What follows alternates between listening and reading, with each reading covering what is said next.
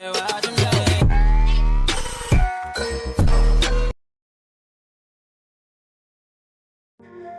जंगल में टुनटुनी चिड़िया अपने पति बबलू कबूतर के साथ रहा करती थी। टुनटुनी और बबलू की जिंदगी में सारी खुशियाँ थीं, लेकिन फिर भी वो दोनों खुश नहीं थे। उनकी शादी को 5 साल बीत चुके थे, लेकिन फिर भी उन्हें कोई संतान नहीं थी। मुझे तो समझ नहीं आता, आखिर हमारे संतान कब होंगे? अरे भाग्यवान, तुम चिंता क्यों करती हो? भगवान को जब हम पर दया आ जाएगी तो हमें भी संतान हो जाएगी। तुम फिक्र मत करो। काफी समय के बाद टुनटुनी चिड़िया 2 अंडे देती है। टुनटुनी और बबलू की खुशी का तो ठिकाना ही नहीं रहता। मैं तो बहुत खुश हूँ, मुझसे तो इंतजार ही नहीं हो रहा है। पता नहीं ये अंडे कब फूटेंगे और इससे मेरे बच्चे बाहर निकलेंगे। मुझे तो लगता है मुझे 2 बेटे होने वाले हैं। नहीं टुनटुनी, मुझे ऐसा नहीं लगता। मुझे तो लगता है हमारी 2 बेटियां होंगी। ऐसा क्यों कह रहे हो? एक बेटा और एक बेटी होगी, ये सबसे अच्छा रहेगा। बेटा होना भी तो जरूरी है ना। कुछ दिनों के बाद दोनों अंडे फूट जाते हैं और इसमें से 2 छोटे बच्चे निकलते हैं। दोनों ही लड़कियां थीं। इसमें से एक बहुत ही सुंदर और गोरी थी, तो वही दूसरी सांवले रंग की थी। सांवली चिड़िया को देखकर टुनटुनी अपना मुंह बना लेती है। हाय राम, ये क्या हो गया? मैं इतनी गोरी हूँ, मेरी दूसरी बेटी भी इतनी गोरी है, फिर ये काली कलूटी कहाँ से आ गई? ये तो लग ही नहीं रहा है कि ये मेरी बेटी है। मैं तो इसे कहीं लेकर भी नहीं जाऊंगी, वरना लोग मेरा मजाक उड़ाएंगे। टुनटुनी, ये तुम कैसी बातें कर रही हो? तुम इन दोनों की माँ हो, ये दोनों तुम्हारी ही बच्चियाँ हैं। तुम इनमें भेदभाव कैसे कर सकती हो? एक तो मुझे 2 बेटियां हो गई, इसकी जगह 2 बेटे हो जाते तो कितना अच्छा होता, या एक ही बेटा हो जाता तो भी अच्छा होता। चलो बेटियां ही हुई वो भी सही है, लेकिन कम से कम दोनों सुंदर होती ना। ये एक तो सुंदर है और दूसरी को देखो, बिल्कुल काली कलूटी लग रही है। ये तो हमारे घर से बिल्कुल अलग है। हमारे खानदान में कोई भी इतना काला नहीं है। बस करो टुनटुनी, ये तुम कैसी बातें कर रही हो? तुम किस जमाने में जी रही हो? अब बेटियां किसी से कम नहीं है, समझी?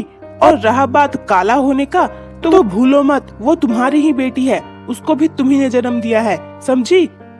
और अगर तुम्हें मेरी बेटी के साथ रहने में इतना ही शर्म आ रहा है, तो तुम अपनी गोरी बेटी को सब जगह लेकर जाना। मेरी बेटी को लेकर कहीं मत जाना। इस तरह दिन बीतते जाते हैं। टुनटुनी गोरी चिड़िया का नाम पिंकी रखती है, तो वहीं बबलू कबूतर सांवली चिड़िया का नाम भोली रखता है। टुनटुनी अपनी दोनों बेटियों में बहुत फर्क करती थी। वो पिंकी को बहुत प्यार करती थी, वही भोली की तरफ आंख उठाकर देखती तक नहीं थी। अपनी माँ को ऐसा बर्ताव करता देखकर पिंकी भी यही सीख जाती है और वो भोली के साथ गलत बर्ताव करना शुरू कर देती है। एक दिन की बात है। बेटा पिंकी, भोली, देखो मेरी तबीयत कुछ सही नहीं लग रही है। मैं आज खाने की तलाश करने नहीं जा पाऊंगा। तुम्हारी माँ भी घर के कामों में व्यस्त है। तुम दोनों जाकर जंगल से कुछ खाने के लिए ले आओ, वरना आज सब भूखे ही रह जाओगे। हाँ पापा, ठीक है, हम दोनों जाकर अभी ले आते हैं खाना। हम दोनों नहीं, सिर्फ तू जाएगी। तू, मैं इतनी धूप में नहीं जाने वाली। तू तो वैसे ही काली है, तुझे क्या फर्क पड़ेगा? लेकिन मुझे देख, मैं कितनी गोरी हूँ। इतने धूप में जाकर तो मैं भी तेरी तरह हो जाऊंगी। और वैसे भी माँ ने मुझे तेरे साथ कहीं आने जाने से मना किया है, मैं तो नहीं जाऊंगी। कोई बात नहीं पिंकी, तू मत जा, मैं चली जाती हूँ। मैं खाना लेकर अभी आती हूँ। नहीं भोली बेटा, रहने दो। अगर ऐसी बात है तो कोई कहीं नहीं जाएगा। तुम अकेले नहीं जा सकती। अगर ये पिंकी कहीं नहीं जा सकती तो तुम भी नहीं जाओगी। रहने दो, आज सभी लोग भूखे रह जाएंगे। भूखे रहने की बात सुनकर पिंकी कहती है, अच्छा ठीक है, चल चल, मैं भी चल रही हूँ तेरे साथ। पिंकी और भोली खाने की तलाश में निकल पड़ती हैं।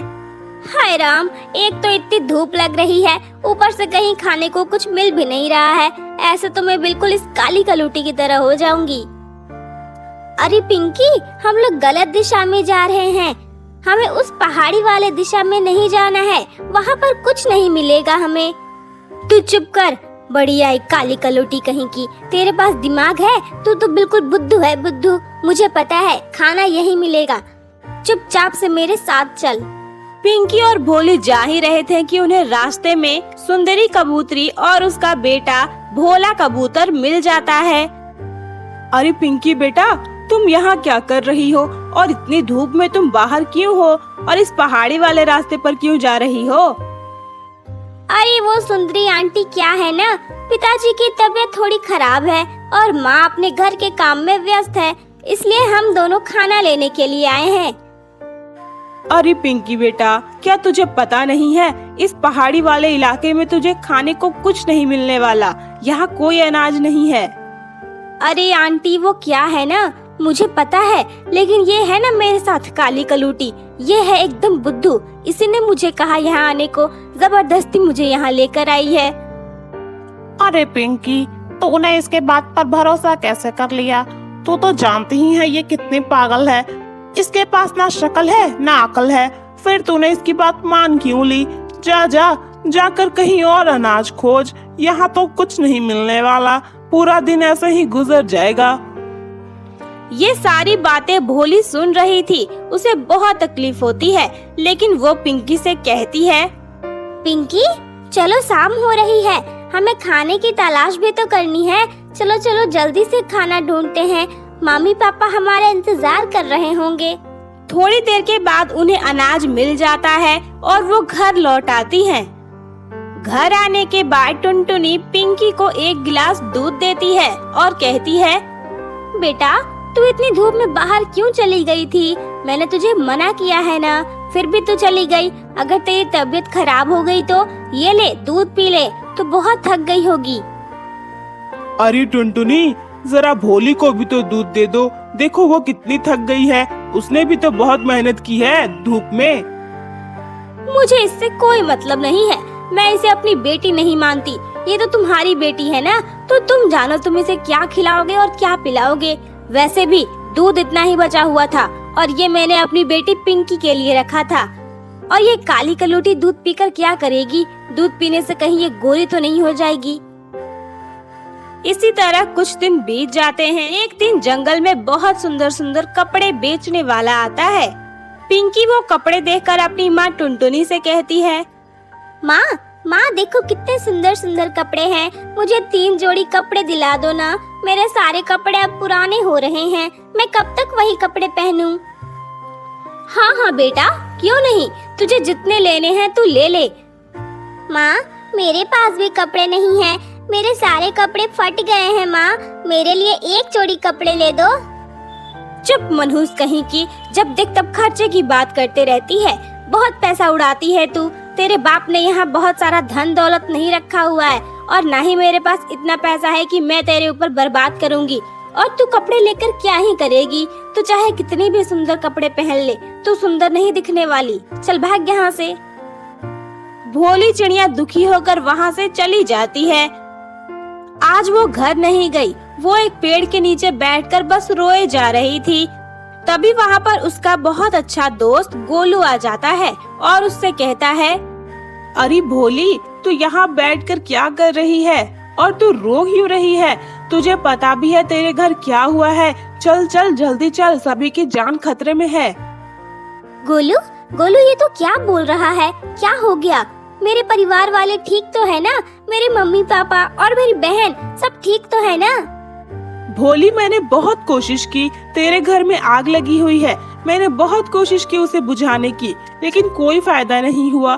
चल तू भी मदद कर जल्दी से आग बुझाने के लिए, तभी शायद कुछ हो पाएगा, वरना सबकी जान चली जाएगी। भोली जल्दी से अपने घर आ जाती है। वो देखती है उसके घर में आग लगी हुई है। वो जल्दी से पानी लेकर आती है और वहाँ डाल देती है। वो अपनी जान की फिक्र नहीं करती और लगातार कोशिश करते रहती है। थोड़ी देर में आग बुझ जाती है। सभी सुरक्षित घर से बाहर निकल जाते हैं। माँ, पिताजी, पिंकी, आप सभी ठीक तो है ना? आप लोगों को कुछ हुआ तो नहीं? घर में आग कैसे लग गई? अरे वो बेटा, पता नहीं आग कैसे लग गई, हम लोग तो आराम से बैठे हुए थे और तू कहाँ थी? मैं तुझे कब से ढूंढ रहा हूँ, तू कहीं मिली ही नहीं। बेटा, आज तेरी वजह से हम लोग जिंदा हैं, वरना आज तो हम अपने घर में जल कर ही मर जाते। आज तूने अपनी जिंदगी की परवाह न करते हुए हमारी जिंदगी बचाई है बेटा। ऐसा क्यों कह रहे हैं पिताजी आप? ये तो मेरा फर्ज है और आप लोगों के बिना मेरी जिंदगी क्या है? मेरी जिंदगी आप लोगों से ही तो है। देखा टुनटुनी, पिंकी, देखो ये है मेरी बेटी भोली। तुम दोनों ने इसे तकलीफ देने में कोई कसर नहीं छोड़ी, लेकिन फिर भी इसने तुम दोनों को हमेशा प्यार किया और आज तो इसने तुम दोनों की जान भी बचाई। भोली बेटा, मुझे माफ कर दो। मैं तुम्हारी माँ हूँ और एक माँ होकर भी मैं अपने ही बच्चों में फर्क करती रही, सिर्फ काला और गोरा देखती रही। नहीं नहीं बेटा, मुझे माफ कर दो। आज के बाद मुझसे ये गलती कभी नहीं होगी। अब पिंकी की तरह ही तुम भी मेरे लिए बहुत मायने रखोगी और मैं तुम्हें बहुत प्यार करूंगी। हाँ भोली, मुझे भी माफ कर दे। मैं तेरी बहन हूँ ना, लेकिन कभी भी बहन का फर्ज नहीं निभा पाई। लोग तो बुरा कहते ही हैं, लेकिन मैं तेरी बहन होकर भी तेरा मजाक उड़ाते रही और तुझे तकलीफ देते रही। मुझे माफ कर दे मेरी बहन, मुझे माफ कर दे। माँ और पिंकी, आप दोनों ऐसी बातें क्यों कर रहे हो? आप दोनों को अपनी गलती का एहसास हो गया? यही मेरे लिए सब कुछ है। मुझे अपने परिवार का प्यार चाहिए था, जो आज मुझे मिल गया। आप दोनों हमेशा मुझसे ऐसे ही प्यार करना, बस मुझे यही चाहिए। उस दिन के बाद से टुनटुनी और पिंकी भोली के साथ कभी भी कोई गलत व्यवहार नहीं करती है। पूरा परिवार एक साथ हंसी खुशी रहने लगता है।